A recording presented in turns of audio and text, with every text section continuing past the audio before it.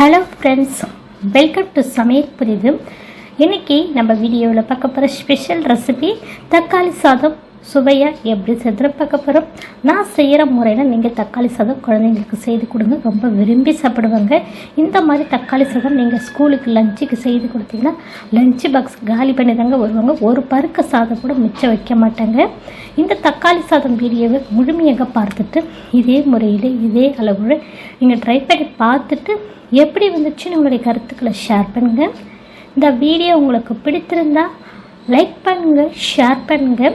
நம்ம சேனலுக்கு மறக்காமல் சப்ஸ்கிரைப் பண்ணுங்கள். கூடவே பெல் ஐக்கானை கிளிக் பண்ணி வச்சுக்கோங்க. இந்த வீடியோவை ஸ்கிப் பண்ணாமல் முழுமையாக பாருங்கள். இப்போ வாங்க இந்த ரெசிபியை பார்க்கலாம். இப்போ ஸ்டவ் மேலே ஒரு கனமான கடாய் வச்சுருக்கேன். இதில் 3 டீஸ்பூன் அளவுக்கு எண்ணெய் சேர்த்துக்கலாம். எண்ணெய் சூடானதும் 1/2 டீஸ்பூன் கடுகு உளுத்தம் பருப்பு சேர்த்துக்கலாம். 1/4 டீஸ்பூன் அளவுக்கு சோம்பு சேர்த்துக்கலாம். இப்போ சோம்பும் கடுகும் வெடிச்சதும் இதில் 2 பெரிய சைஸ் வெங்காயம் கட் பண்ணிட்டு சேர்த்துக்கலாங்க. இப்போ வெங்காயத்தை கண்ணாடி பதம் வர அளவுக்கு நல்லா வதக்கி எடுத்துக்கலாங்க. இப்போ வெங்காயம் வதங்கிட்டு இருக்கும்போது இதில் நம்ம காரத்துக்கு 4 பச்சை மிளகாய் கீறிட்டு சேர்த்துருக்கேன். 1 கொத்து கருவேப்பிலை வாசனைக்கு சேர்த்துருக்கேன். இது கூடவே ஒரு 1/2 டீஸ்பூன் அளவுக்கு இஞ்சி பூண்டு பேஸ்ட்டு சேர்த்துக்கலாம். இப்போ இதெல்லாம் சேர்த்து இப்போ நல்லா வதக்கி எடுத்துக்கலாங்க. இப்போ வெங்காயமும் மிளகாய் இஞ்சி பூண்டு பச்சை வாசனை போனதுக்கப்புறம் வெங்காயம் நல்லா கண்ணாடி பதம் வந்திருக்கணும். இந்த ஸ்டேஜில் நம்ம தக்காளி பழம் சேர்த்துக்கலாம். தக்காளி பழம் நல்ல பழுத்த பழமாக சேர்த்துக்கங்க, நாட்டு தக்காளியாக சேர்த்துக்கங்க. அப்போ தான் தக்காளி சாதம் நல்ல சுவையாக இருக்கும். தக்காளி பழம் 1/4 கிலோ தக்காளி பழத்தை நல்லா கட் பண்ணிட்டு சேர்த்துருக்கேன். இது கூடவே இந்த சாதத்துக்கு தேவையான அளவு உப்பும் சேர்த்துக்கலாங்க. உப்பு சேர்த்து இப்போ நல்லா வதக்கி எடுத்துக்கலாம். இப்போ இதை நல்லா மிக்ஸ் பண்ணி மேலே மூடி போட்டு இது மிதமான தீயிலே ஒரு 3 நிமிஷம் வதங்க விடலாங்க.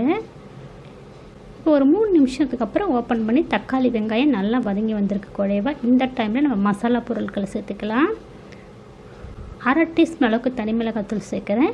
இது மிதமான காரத்தில் இருக்கும். உங்களுக்கு காரத்துக்கு தகுந்த மாதிரி நீங்கள் மிளகாத்தூள் சேர்த்துக்குங்க.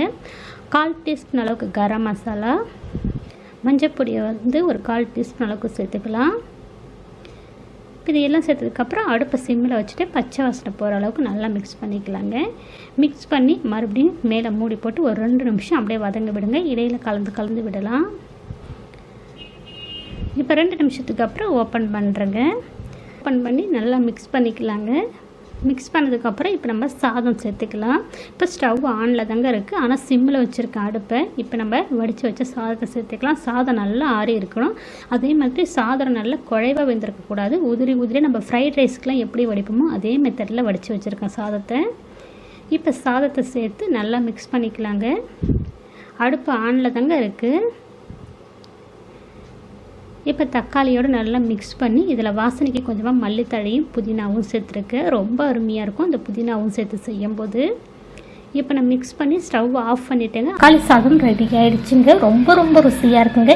இந்த மாதிரி நீங்கள் தக்காளி சாதம் குழந்தைங்களுக்கு லஞ்ச் பாக்ஸில் கட்டி கொடுத்தீங்கன்னா ஒரு பருக்க சாதம் கூட மிச்சம் வச்சுட்டு வர மாட்டாங்க. எல்லாத்தையும் சாப்பிட்டுட்டு வெறும் லஞ்ச் பாக்ஸை காலியாக கொண்டுட்டு வருவாங்க.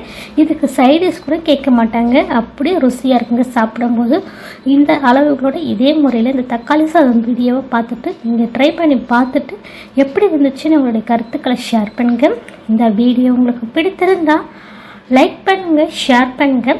நம்ம சேனலுக்கு மறக்காமல் சப்ஸ்கிரைப் பண்ணுங்கள். கூடவே பெல் ஐக்கானை கிளிக் பண்ணி வச்சுக்கோங்க. அதில் ஆல் ஆப்ஷன் வரும், அதை கிளிக் பண்ணி வச்சுக்கோங்க. அப்போ தான் நான் அடுத்தடுத்து போடக்கூடிய புது வீடியோக்கள் உங்களுக்கு உடனுக்குடன் அப்டேட் ஆகும். இந்த வீடியோவை ஸ்கிப் பண்ணாமல் முழுமையாக பார்த்ததுக்கு நன்றி. வணக்கம்.